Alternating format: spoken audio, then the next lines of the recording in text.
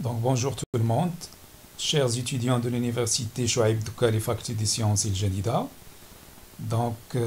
Avec vous, professeur El Hadrami, on va poursuivre notre cours, les structures métalliques, ça veut dire le chapitre numéro 2. On va passer pour voir un autre type de structure, mais cette fois-ci, ce sont des structures moins compactes. Alors, on va étudier la structure cubique centrée. Comme on l'a dit la dernière fois, on considère les atomes comme des sphères rigides. Voilà un premier atome, un deuxième atome, et ainsi de suite, une série d'atomes. J'ai dit qu'il est moins compact. Ça veut dire que les atomes ne sont pas tangents. Donc, il y a un vide entre eux, beaucoup de vide. Le premier plan, j'ajoute les atomes du deuxième plan de façon à situer les atomes du plan B sur les cavités entre 4 atomes du plan A. Cette fois-ci, c'est sur 4 atomes et non pas 3. Et je reproduis un troisième plan, la couche C, qui est identique à la couche A. Vous voyez, ils sont confondus. J'élimine un certain nombre d'atomes pour garder juste 4 d'en haut, 4 d'en bas et un atome du plan B. Voilà. Celle-là avec celle d'en bas, celle-là avec celle d'en bas, celle-là avec celle d'en bas, et je vais garder celle-là aussi. Et donc je peux éliminer tout le reste pour avoir une forme géométrique bien déterminée. Donc je vais avoir un assemblage de plans semi-compacts. Et cet assemblage de plans semi-compacts, il va me donner la maille cubique centrée, que je vais représenter en perspective. Voilà. Les 4 atomes du plan A, les 4 atomes du plan C, qui est équivalent au plan A, et un atome du plan B, parce que j'ai éliminé les autres. Ils vont appartenir aux mailles qui sont à côté. Je fais la projection sur le plan X ou Y. Donc je rappelle, pour représenter le cubique, on le représente de cette manière-là, sachant que le A, il doit être égal à B, il est égal à C. Mais en 3 dimensions, on le décale un petit peu et ça donne l'impression que A est différent de B, différent de C. Mais la définition d'un cubique, le A égale à B égale à C. Donc je fais la projection. Les sommets, donc, ils sont situés à ce niveau-là et je mentionne que un atome il est situé à 0 et un deuxième atome situé à 1 par rapport à Z. Et le X et le Y, je peux les lire sur le schéma. Et par la suite, je fais la projection de cet atome-là qui est au centre. Et la voilà, elle est située à 1,5 par rapport à Z.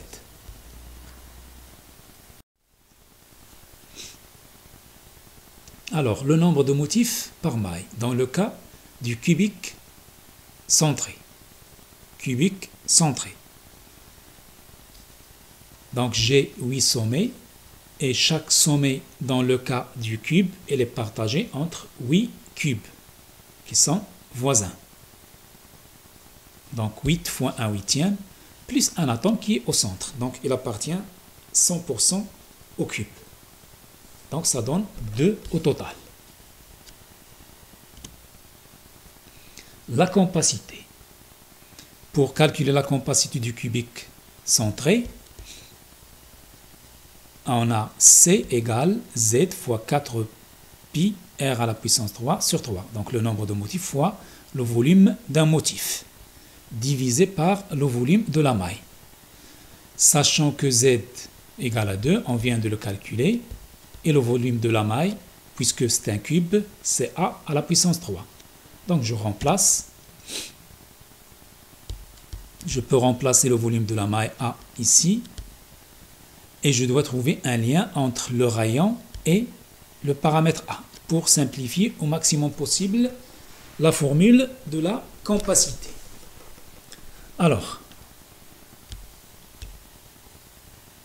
à ce niveau-là, les atomes, bon là j'ai fait un peu serré, les choses sont un peu serrées, mais ces atomes ne sont pas tangents. Vous voyez là et là ne sont pas tangents, ces deux atomes. De même pour ces deux-là, ils ne sont pas tangents. Alors, la tangence, elle est selon la grande diagonale du cube. Ça veut dire du centre de ce point, en passant par le centre de cet atome en vert, en arrivant au centre de cet atome qui est sur l'autre côté, sur l'autre sommet. Ça veut dire la grande diagonale du cube. Cette grande diagonale du cube, voilà, c'est schématisé encore mieux. Donc là, voilà la grande diagonale qui relie ce sommet à ce sommet-là. Normalement, la tangence, elle est à ce niveau-là. J'ai réduit le diamètre ou bien le volume des sphères pour mieux visualiser le cubique centré et la grande diagonale. Donc, je vais considérer ce triangle qui passe par ce sommet vers le sommet qui est en bas, avec l'origine. Et la diagonale de la face, en arrivant vers cet atome-là. Et je reviens vers le sommet en passant par la grande diagonale. Alors, la distance, bon, ce triangle, elle est rectangle en ce point. Je vais avoir un angle droit ici, sur ce point-là. Donc, j'ai un triangle rectangle, donc je peux appliquer le théorème de Pythagore. La distance qui sépare cet atome avec celle-là, c'est A. C'est le paramètre. Et la distance qui est équivalente à la diagonale d'une face, on l'a calculé déjà la dernière fois lorsqu'on a parlé du cubique à face centrée, c'est A racine de 2. Vous pouvez la calculer de nouveau, c'est A racine de 2, mais en considérant ce triangle-là. Ce triangle qui est en bas, elle est rectangle en ce point. Et cette distance égale à A, et cette distance égale à A. Donc, on peut calculer cette distance égale à A racine de 2. Et il me reste cette distance-là.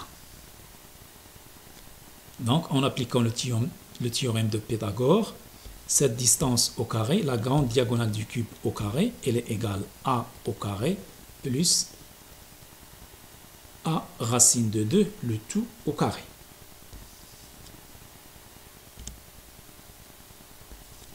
Donc, le A au carré, ça correspond à cette distance-là, plus cette distance-là au carré, c'est A racine de 2, voilà au carré, elle est égale à la grande diagonale au carré. Sachant que les atomes ici, ils sont tangents entre eux, donc cette distance, elle est équivalente à 4R. Donc je pars du centre de ce sphère, jusque là, ça donne 1R. Et de là jusqu'au centre de cet atome, ça donne un deuxième rayon. Et de là jusque là, ça donne un troisième rayon. Et de ce point-là jusqu'au centre de cet atome, ça donne le quatrième rayon. Donc ça correspond à 4R. Voilà, je la représente ici, 4R. Et je fais le calcul, je trouve A égale à 4R sur racine de 3. Je remplace dans la formule de la compacité et je trouve C égale pi racine de 3 divisé par 8. Donc c'est 0,68. Donc vous voyez déjà, elle est moins compacte que les autres. structures qu'on a étudiées. Ça veut dire l'hexagonal compact et le cubique à face centrée.